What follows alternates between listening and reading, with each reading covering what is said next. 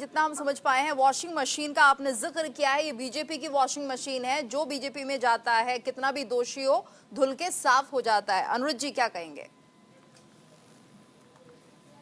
जी रितु जी, मैं ये कह रहा हूँ कि अभी हमारे एक दो लोग बोल रहे थे, एक पैनलिस्ट बोल रहे थे कि मुद्दे आपके क्या मुद्दे होंगे, भारतीय जनता पार्टी मोदी जी नहीं बताएंगे।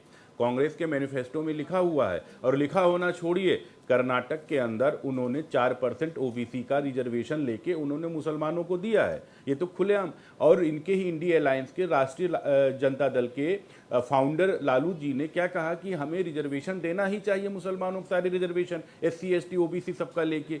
समस्या क्या है कि इनके प्रधानमंत्री मनमोहन सिंह, जब कांग्रेस की सरकार थी, यूपीए गवर्नमेंट थी, उन्होंने कहा था, ऑन फ्लोर बोला था कि भारत के रिसोर्सों पर सबसे पहले अधिकार किसका? मुसलमान का है।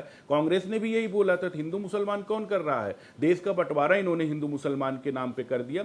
समस्या ये नहीं है, आप जब एक वर्ड लेके आते हैं सिर्फ मुसलमान, ओनली माइनॉरिटी, वहां पे ये चीज चैलेंजेज होते हैं, इसको बताना पड़ता है कि आप ऐसा जो कर रहे हैं वो गलत है, क्योंकि भारत भूमि में सबका अधिकार होता है। समस्या इनके साथ में क्या है कि जब राम मंदिर का उद्घाटन होता है, ये लोग इन्विटेशन मिलता है, ये लोग जाते नहीं है। क्यों?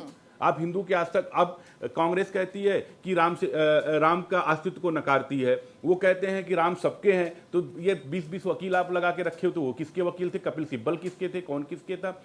प्रॉब्लम इन लोगों के साथ में यही है कि 2014 में भी यही बोल रहे थे, 2019 में बोल रहे थे। ये लोग, आपने सही कहा कि ये लोग जमीन पे जाते नहीं हैं। इनका सारा काम क्या है आज के टाइम पर? देखिए, ये लोग अपना सोशल मीडिया पे कंपेन कुछ कर दिए, कुछ कंपेन उन्होंने आके टीवी डिबेट्स में कर दिया, उसके बाद ये बैठ जाएंगे, बाद में कहेंगे ईवीएम हैक हो गया, डेटा में ऐसा प्रॉब्लम हो गया, वोटिंग में ऐसी प्रॉब्लम हो गई। आपको जाना पड़ेगा, पहले जैसे नहीं है कि आप रजवाड़े तरीके से रहे और आप पॉलिटिक्स में बैठे रहे, 11 बजे सो के उठेंगे, गांजा फूकेंगे, उसके बाद आके कुछ भी बोल देंगे, लोग आपको कुछ थोड़ा बहुत वोट कर देंगे। आप जाने, लोग, जनता जागरूक हो चुकी है, उनको समझ में आता है कि हमें, ये कहते हैं लोग बोलते हैं रोजगार, भारत सेकंड पोजीशन पे है मोबाइल मैन्युफैक्चरिंग में, तो बिना रोजगार मिले हो गया। 55,000 किलोमीटर नेशनल हाईवे बनता, बिना रोजगार मिले हो गया। 2 लाख किलोमीटर ट्रांसमिशन लाइनें बिछाई जाती, बिना रोजगार मिले हो गया। 10 करोड़ से ज्यादा घरों में नल से जल दिया जाता, बिना रोजगार मिले हो गया।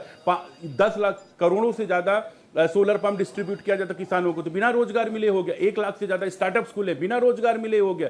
समस्या कि इनको रोजगार समझ में नहीं आता, इनको अपने परिवार का रोजगार दिख रहा। अखिलेश जी को उत्तर प्रदेश में दिख रहा है, तेजस्वी को बिहार में दिख रहा है, राहुल जी को कांग्रेस में दिख रहा है, स्टालिन को वहां पे दिख रहा। इनके पार्टी के बीच में किस तरीके से गठबंधन है? इनके पार्टी के बीच में टीएमसी कहती बंगाल में हमारे साथ मत लड़िए चुनाव, पंजाब में केजरीवाल कहते हैं हमारे साथ मत लड़िए, केरल में ये कम्युनिस्ट पार्टी के साथ होते हैं और पश्चिम बंगाल में कम्युनिस्ट पार्टी के साथ होते हैं। बहुत बड़ा कंफ्यूजन है जनता के लिए भी, ये बहुत बड़ा कंफ्यूजन है। ठीक है अनुरुद्ध जी, सिद्धार्थ जी आप क्या मानते हैं? अगर